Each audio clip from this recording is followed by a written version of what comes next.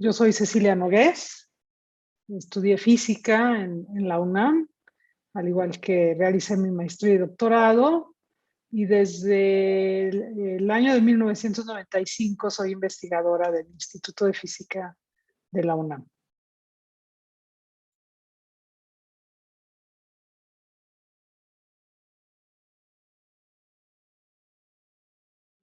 Mi área, digamos, general de investigación es entender cómo se comporta la materia, en particular la materia que le llamamos el estado sólido, la física del estado sólido, en términos de la interacción de estímulos externos y en particular sobre estímulos electromagnéticos del espectro electromagnético, el cual pues puede ir desde, digamos, desde los rayos X hasta el ultravioleta, ¿no?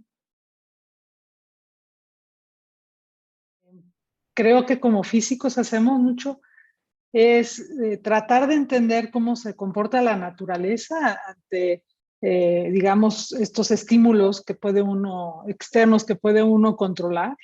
Y una vez que uno entiende cómo se comporta la naturaleza, y cuando hablo de la naturaleza, pues estoy hablando, en mi caso particular, de átomos, electrones, etcétera, con estímulos muy cercanos o en el espectro de la luz visible, del óptico que le llamamos. Y una vez que uno entiende cómo se comporta la naturaleza, uno puede crear cosas que no se encuentran en la naturaleza y crear fenómenos que no se ven de manera natural, ¿no? Y para esto, digo, siempre un ejemplo muy sencillo es la luz láser, ¿no? Que es una emisión de luz que tiene una sola frecuencia, ¿no? Por ejemplo, la luz blanca, la que nos llega, pues está compuesta de muchas frecuencias, ¿no? ¿Sí?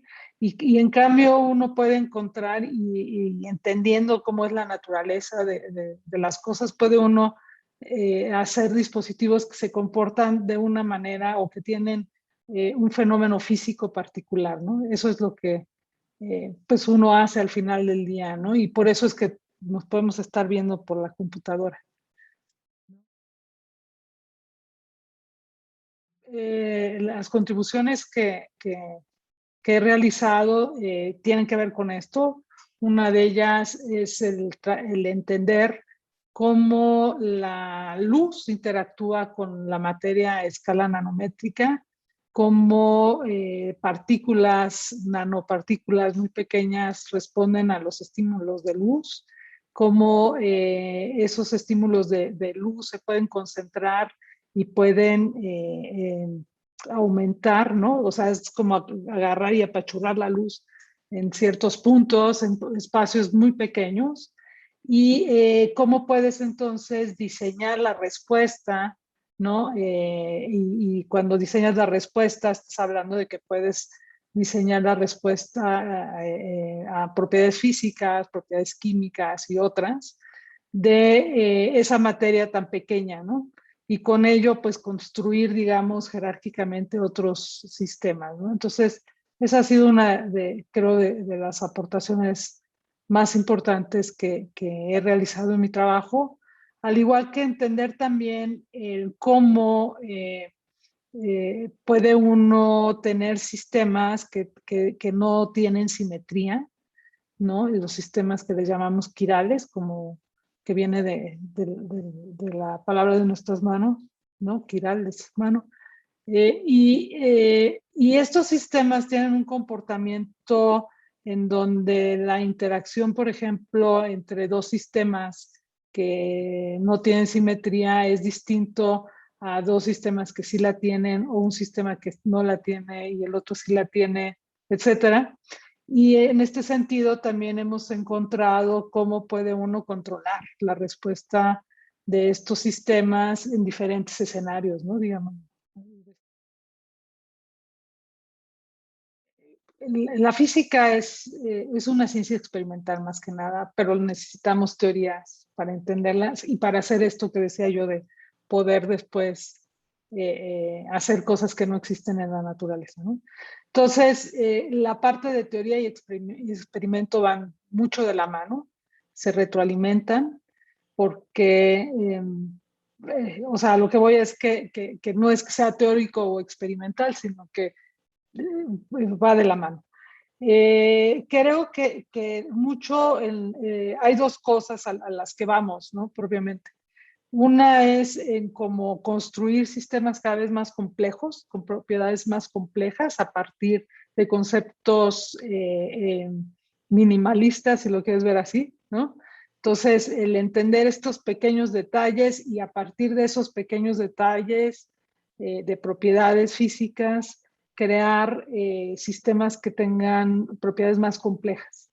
Hacer sinergia entre esas propiedades simples, sencillas, y crear, por ejemplo, un dispositivo que utilice diferentes propiedades simples y crear un sistema con propiedades mucho más complejas. Y entonces eso obviamente necesita entender el sistema a diferentes escalas, diferentes propiedades. Y entonces en la parte de la teoría hay mucho que hacer en tratar de empatar, ¿no? Porque si quieres tú, por ejemplo, estudiar sistemas con respuestas sencillas a escala nanométrica o atómica para crear algo que al final de cuentas nosotros interactuamos a una escala 10 a la 9 veces mayor o 10 a la 10 veces mayor, ¿no? Necesitas crear sistemas más grandes. Entonces, ahí necesitas empatar lo que son las teorías de lo chiquito, la mecánica cuántica, con teorías que tenemos de sistemas continuos, ¿no? Entonces, esa parte es una parte que todavía nos falta bastante por entender y creo que ahí hay algo que se ha ido en esa dirección pero que es muy complejo de empatar, ¿no? En ese sentido. Y por el otro lado, también creo que cada vez nos vamos a cosas más pequeñas, más diminutas, en donde entendemos que, por ejemplo, las propiedades de sistemas muy pequeños, atómicos y moleculares, tienen consecuencias y se propagan a escalas más grandes. Nuevamente, se va uno a escalas más grandes, ¿no? Y entonces creo que la respuesta, el entendimiento de estos sistemas en ambientes reales, ¿no? Si están en un líquido, si están en un gas, si están inmersos en algo, digamos, también es un reto para poder controlar todas estas partes de interacción a escala muy pequeña y, digamos, escalarlas a escalas más grandes, ¿no? A ver, mucho de mi trabajo es teórico, mi trabajo es teórico, ¿no? Es entender, desarrollar modelos, ¿no?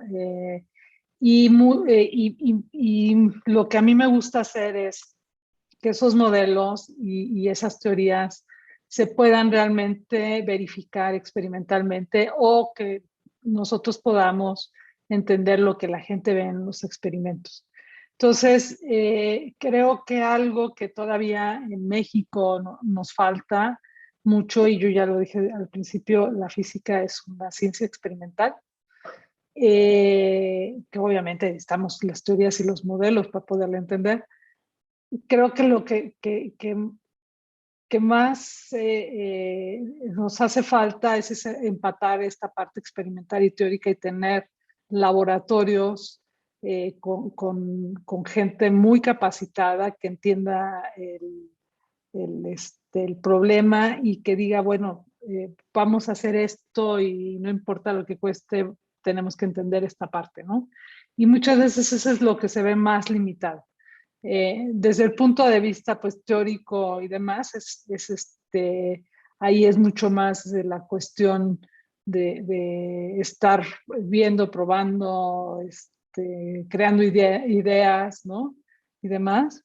y digamos que los recursos no son una gran limitante en ese punto, sino más bien cuando quieres hacer esta combinación teórica experimental, el realmente hacer los experimentos que te pueden confirmar una teoría, que te pueden confirmar un modelo, eso es lo que creo que es lo que nos hace falta. Pero no, muchas veces creo que no es una falta de recursos, creo que el recurso más difícil de tener es el recurso humano, ¿no? Los otros puede uno de alguna forma resolver, pero creo que en nuestro caso la ciencia es tan joven en nuestro país que todavía nos falta mucho más trabajar en los recursos humanos y que esos recursos humanos pues tengan los lugares donde se puedan desarrollar favorablemente.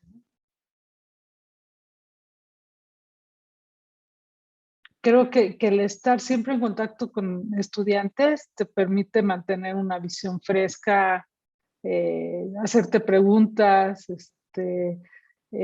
¿no? Ese intercambio con la gente joven que ve el mundo distinto, creo que te mantiene mucho al día y entonces te hace que quieras entender lo que está sucediendo, ¿no? De alguna forma, ¿no? Y, eh, y siempre tratamos con mucha gente muy joven y con gente muy diversa, ¿no? Con una gran pluralidad de diferentes, y que ve la vida de diferentes formas, ¿no? Y eso creo que la diversidad, esa pluralidad, creo que es lo más interesante que tiene uno, ¿no? Y eso, bueno, pues también uno lo encuentra en los congresos, en otros países, ¿no? Esa parte de la visión y que entonces eso te hace que tu mente empiece a funcionar distinto y empiece a ver otras cosas, ¿no? Creo que eso es muy padre. Y lo otro muy interesante y padre que es eh, que cuando uno entiende algo, ¿no? Que dices, ¡ay, por fin entendí! ¿No? Es algo súper satisfactorio. El decir, ¡ay, ya lo entendí! ¿No? Eso es algo que creo que se disfruta muchísimo, ¿no? Es una pregunta muy complicada, ¿no? Yo creo que hay muchos premios Nobel muy interesantes. Sin duda hay unos que han revolucionado nuestra vida, ¿no? Y creo que uno de los que, digo, es que hay muchos, o sea, unos han revolucionado la forma de hacer ciencia, otros han revolucionado o han puesto las bases para, por ejemplo, la mecánica cuántica, ¿no? O sea, lo que es, digamos, algo que también tiene poco tiempo, ¿no?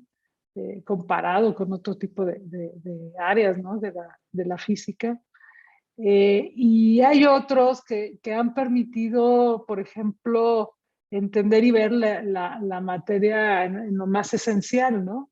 Entonces, es muy complicado decir, este es el que más me emociona. Y hay unos que posiblemente sean más técnicos y otros que sean más de revolución de las ideas, ¿no?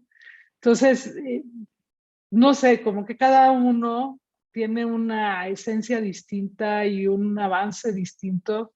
Y casarme con uno me costaría muchísimo, muchísimo trabajo. Creo que en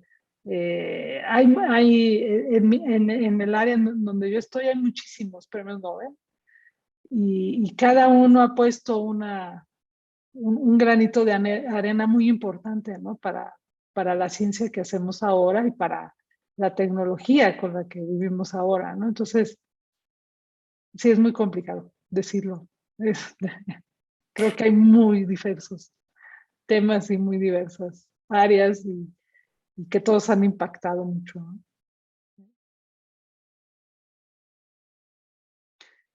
Bueno, para los estudiantes que se sienten atraídos por la ciencia y que quisieran estudiar física o alguna carrera científica, yo creo que lo que les diría es que son carreras como cualquier otra carrera, no se hace ni se tiene lo que uno quiere en el primer día, sino que hay que trabajar en todo esto, pero que es muy satisfactorio. O sea, si es algo que les gusta, lo van a disfrutar, ¿sí? Si es algo que realmente les apasiona, es algo que lo van a disfrutar, o sea, va a llenar su vida totalmente.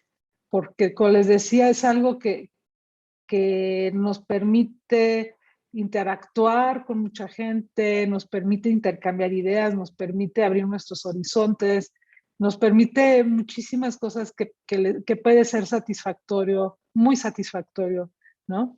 Y además nos pagan por eso. O sea, eso es algo que es un super plus, ¿no? Que te pagan por hacer algo que te gusta mucho y que disfrutas, ¿no? Si les gusta y les apasiona, lo van a disfrutar muchísimo. Para los estudiantes de la carrera de física o carreras afines, creo que el área de la física del estado sólido ha sido la piedra angular de la tecnología actual y va a seguir siendo, ¿sí?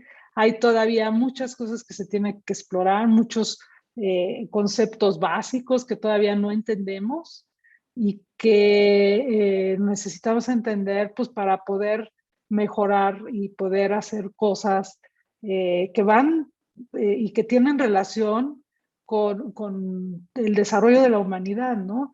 En el sentido de que para hacer sistemas más eficientes, electrónicos y que no disipen calor, ¿no? El gasto de energía, el gran gasto de energía que tenemos, por ejemplo, es que se disipa mucho de nuestros aparatos en calor y entonces utilizamos mucho más energía de la que necesitamos, pero sí podemos encontrar otro tipo de conceptos, de dispositivos, de cosas a partir de esta área. Y algo que a mí me gusta mucho de esta área en particular es que se puede comparar muchísimo la teoría con el experimento, los modelos con el experimento, y poder entender lo que hace la gente en un laboratorio, lo que mide, lo que puede medir, y proponerles cosas que después lo pueden realizar, y uno entendió ya el asunto. Creo que es un área muy padre en ese sentido. Y no estoy hablando de hacer materiales, sino estoy hablando de hacer física en este tipo de sistemas de materia condensada, de estado sólido, ¿no? Que creo que es distinto y que a veces se distorsiona de alguna forma. Simple y sencillamente, como Instituto de Física, pues nosotros estamos encargados, ¿no? De mantener la ciencia básica en esta área, uno. Dos, de mantener vivas todas las áreas en nuestro país y que entonces a veces es complejo manejar esta gran diversidad, pero por otro lado es muy satisfactorio poder tener esta gran diversidad y que, bueno, pues seguiremos aquí, ¿no? Y que los estudiantes de ahorita pues van a ser los investigadores del futuro y aquí estaremos, ¿no?